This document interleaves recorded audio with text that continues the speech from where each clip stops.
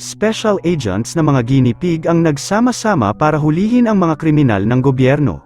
Samantala, may panganib na paparating dahil ang Saberlink Company ay balak kontrolin ang lahat ng robot na gustong sakupin ang mundo, at nakasalalay sa G-Force ang pag-asa ng lahat. Ngayong araw, ikikwento natin ang istorya ng G-Force. Nagsimula ang pelikula na nakipagkita ang government employee na si Ben, sa isa sa mga bida na si Darwin, para talakayin ang isang sekretong misyon. Pinakita niya ang device na kung saan naglabas ito ng hologram at ipinakilala si Leonard Saber. Inimbento daw nito ang pinakabagong microchip na gagamitin bilang sandata ng mga kalaban.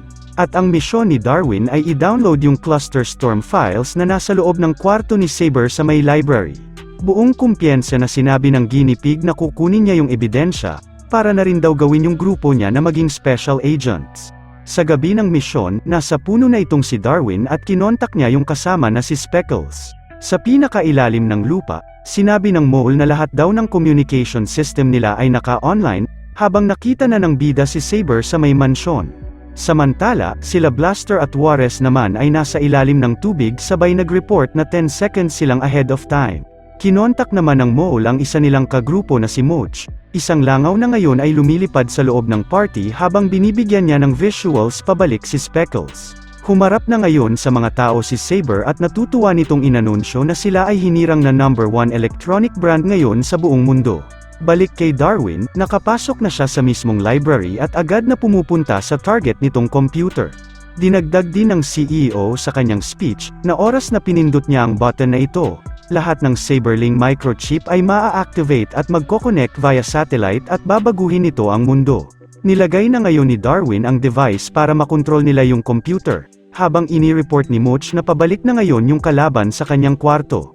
Narinig nung bida yung report sabay nalaman din yung talagang pakay ni Saber, na magkakaroon daw ng global extermination within 48 hours. Pero kailangan pa daw nila ng mahabang oras sa pag-download kaya sinabi nila kay Moch na i-delay muna nito yung kalaban, na siyang ginawa nga ng langaw sa paglipad nito kay Saber. Naghihintay na lang si Darwin na makumpleto yung wireless download, habang nakaabang sa itaas yung dalawa niyang kasamahan sa gagawing pagtakas.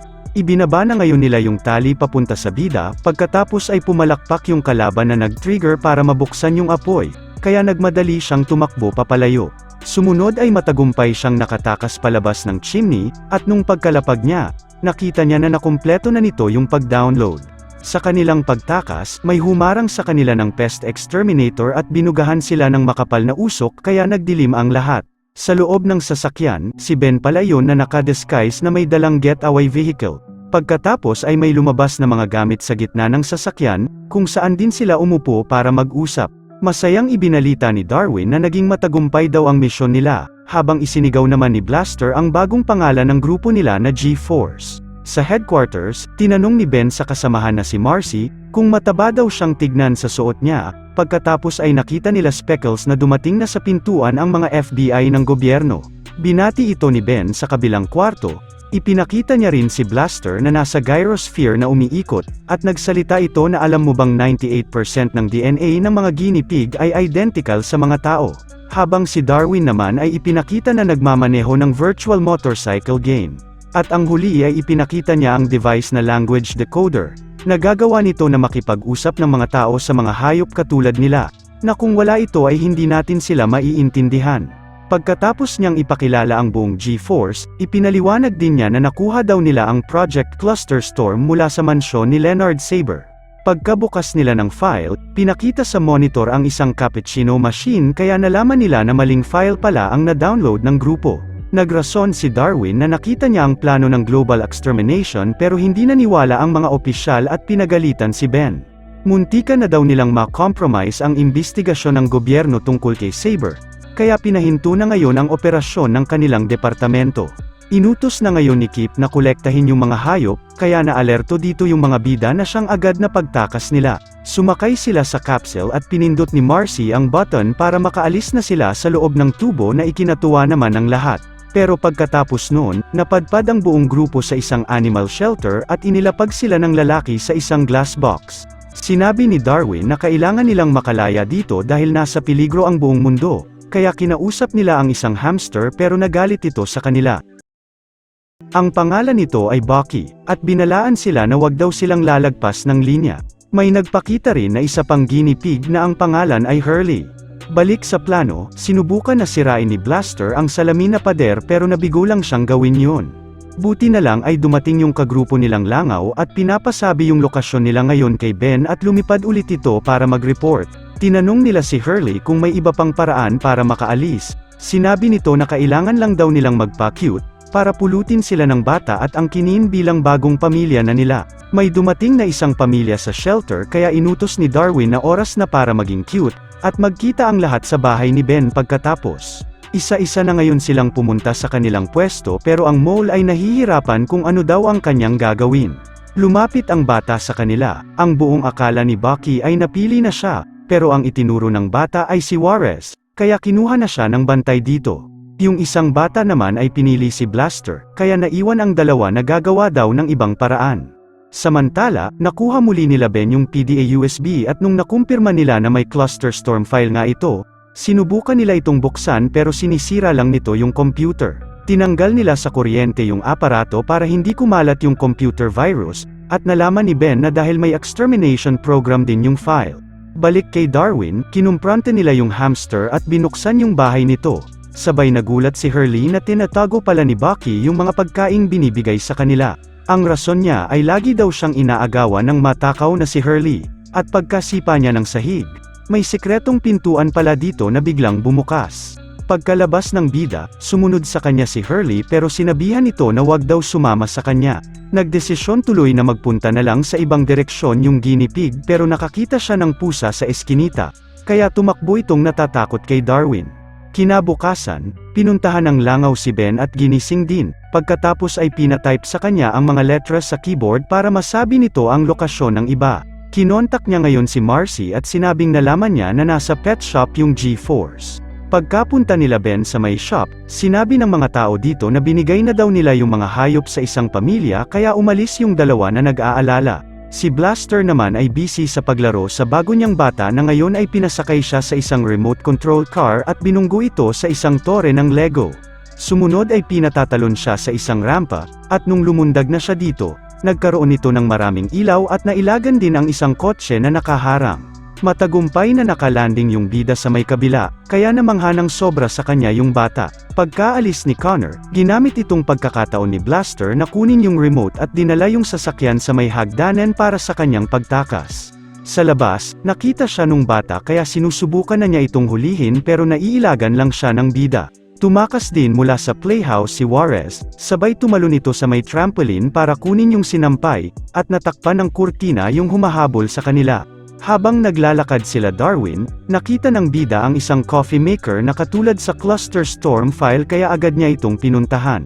Nakita niya sa loob ang lumiliwanag na microchip kaya kinuha niya iyon at sinabi kay Hurley na isa itong multiple transceiver, na hindi naman naintindihan nung kasama. Sinubukan niya itong tanggalin, pero na-detect ito ng security bot at nakita din siya nito.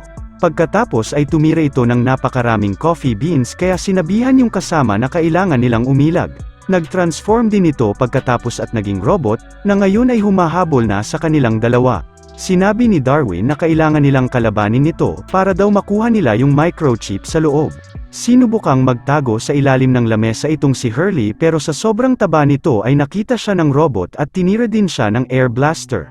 Umaksyon yung bida at lumundag sa ibabaw ng kalaban para takpan yung mata pero naihagis lang siya nito sa may kalsada. Nag-isip siya ng paraan sabay nagpahabol ito sa gitna ng kalye, at ilang sandali, tinamaan ng kotse yung kalaban na nagligtas kay Darwin sa kapahamakan. Pinuntahan agad siya ni Hurley sabay tinanong kung anong klaseng coffee maker ito. Ipinaliwanag ng bida na ito ay ang Project Cluster Storm, na gagawing sandata daw ang lahat ng mga appliances sa buong mundo. Nakakita rin yung dalawa ng isang skateboard na ginamit nila para dalhin yung nasirang robot kasama nila. Sumunod ay nagkatagpo na ulit ang lahat ng grupo at natuwang nagsama sila. Malungkot naman na sinabi ni Darwin na napahiwalay sa kanila si Speckles, pagkatapos ay tinignan na ni Ben yung robot na dinala niya. Ipinaliwanag ng bida na inatake sila nitong coffee maker dahil sa microchip na ito, at naalarma si Blaster na baka lahat ng mga appliances ay magsimula ng umatake sa ating lahat. Pero hindi naman malaman ni Ben ang gagawin dahil protektado ng nasty virus yung file ng Clusterstorm. Sabay nagmungkahi na lang itong si Hurley na gamitin na lang yan sa mainframe computer ng kalaban. Dahil sa panibagong plano, pinakita na ngayon ni Ben ang Rapid Deployment Vehicle na ginawa niya dati, at sinabi kay Blaster na meron itong maingay na stereo. Ipinaliwanag ni Darwin ang gagawin nilang misyon sa buong grupo, pagkatapos ay ibinigay rin ng scientist ang susi ng sasakyan. Naalerto naman sila dahil may mga FBI na gusto silang pasukin, kaya ginamit na ng mga bida ang bagong sasakyan nila, sabay tumakas lahat sila sa may bintana. Habang nagmamaneho sa kalye, hinanap na ngayon ni Juarez ang lokasyon ng bahay ni Saber, habang ang mga FBI ay balak silang habulin na ngayon. Kinontak ni Darwin si Mooch para daw may visual sila sa itaas, sabay lumipad yung langaw para gawin yun. Dahil sa ngayon lang nakasakay si Hurley sa kotse, napautot ito sa loob ng sasakyan at nagmungkahi siya na buksan na lang daw yung bintana. Sinabi ni Blaster na wala daw itong bintana pero nagpatuloy pa rin ang mga bida papunta sa kanilang misyon. Nag-report si Mooch ng lokasyon ng mga kalaban kaya mas lalo pa nilang binilisan ang kanilang pagtakas. Nakarating ang grupo sa may perya, at nung nabunggo nung kalaban ang isang lamesa, lumiwanag ang buong kapaligiran ng makukulay na mga paputok na ikinatuwa ni Blaster. Matagumpay na nakatakas ang mga bida, at namangha sa kanila ang mga tao na nakakita din sa nangyari. Sa loob ng headquarters, pasikretong pumasok ang grupo sa may air vent at sinabi ni Darwin na exit strategy nila si Hurley kaya naiwan ito. Kinakausap naman ni Leonard Saber ang board panel at ipinaliwanag sa kanila na ito ang simula ng New World Order. Pinindot niya ang button at na-activate nito ang satellite sa space para magbigay signal sa lahat ng mga aparato ng organisasyon. Habang kumakain sa kusina itong si Hurley, may nakita siyang cake sa loob ng microwave kaya pumasok siya dito. Di niya alam na nagkaroon na ng buhay ang mga robot na appliances kaya nakulong siya doon. Nag-transform din ang lahat ng mga kagamitan sa loob ng shopping mall at nagsimula itong magkagulo sa buong lugar. Pati yung FBI na si Kip ay sinasabihan ang superior na arestuhin na nila ng walang warrant si Saber, pagkatapos ay naging robot din ang telepono niya. Nasorpresa naman ang grupo nang may sumusugod sa kanilang kalaban sa likod, sabay napansin din si Hurley na nasa itaas ng robot. Umatake agad ito sa kanila pero nailagan ito ni Juarez, hinabol din ito sila Darwin kaya sinubukan na itali ni Blaster ang paa ng kaaway. Patuloy pa rin ang pag-atake ng mga appliances sa mga tao, at nagulat si Saber dahil pati siya ay sinusugod din ng kanyang mga imbensyon. Balik sa bida, sinabihan niya ang kaibigan na huwag mag-alala, habang sunod-sunod ang pag-atake ng robot sa kanyang mga kasamahan. Nabuksan na ngayon ni Darwin yung pintuan, at nakakuha din si Hurley ng kapiraso ng cake pagkatakas niya. Ilang sandali, sumabog yung buong lugar kasama na rin yung robot pero nakatalon itong si Darwin papunta sa butas.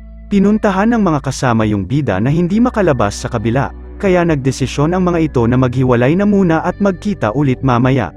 Sa ngayon, hawak na nila si Saber pero iba ang paliwanag nito na wala daw siyang kinalaman sa mga kaguluhan.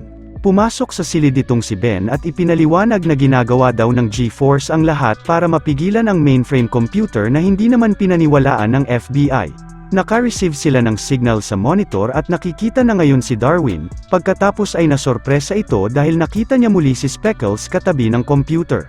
Umamin ito na siya daw ang totoong kalaban na kumokontrol ng lahat, kaya nagtaka rin dito sila Blaster at Juarez na nakikinig.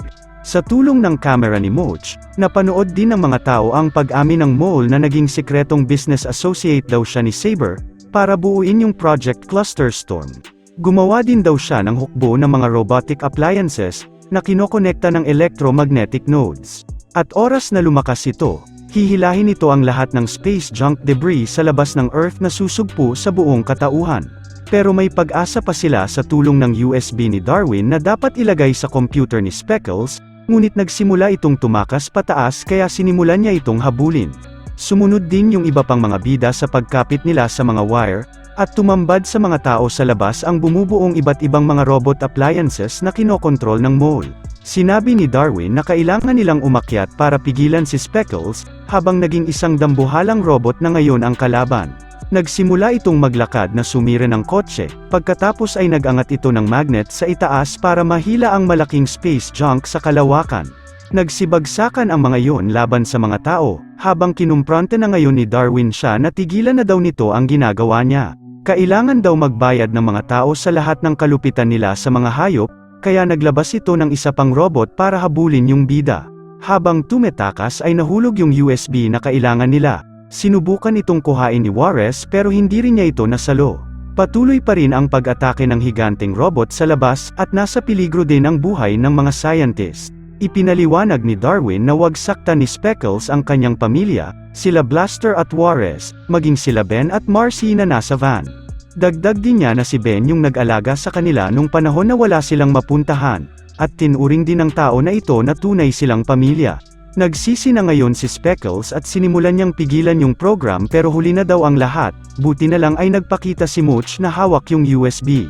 Lumundag si Darwin habang nilagpasan yung robot pagkatapos ay matagumpay niyang nailagay yung USB sa control panel ng computer. Na-i-transfer yung extermination key nito na sumira din sa buong computer mainframe, kasabay nito ang pag-malfunction ng dambuhalang robot sa may labas. Natapos ang pelikula na naging parte na ng grupo si Hurley na ngayon ay tinuturuan na ni Darwin ng pag-push up. Pagkatapos ay kinontak sila ng FBI agent na si Kip mula sa Antarctica, at humingi ito ng tawad sa kanila dahil hindi niya pinaniwalaan ang G-Force nung una kaya nagtawanan ang lahat. Ibinigay din ni Ben ang mga bagong badges nila bilang mga special agents na ngayon ng FBI, kaya nagpasalamat din itong si Darwin sa scientist. Mag-subscribe para makapanood ng mga video na katulad nito. Hanggang sa muli kaibigan.